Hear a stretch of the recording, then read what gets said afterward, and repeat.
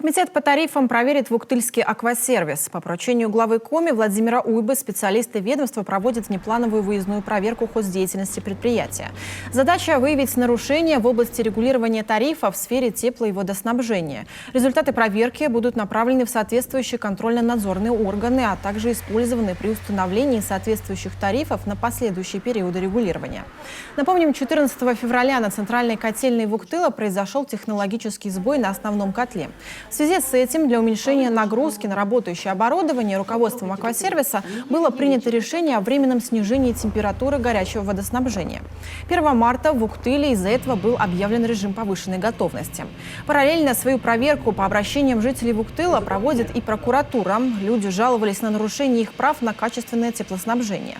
В ходе проверки будет дана оценка действиям или бездействию органов местного самоуправления, ресурсоснабжающей организации и контролирующих органов.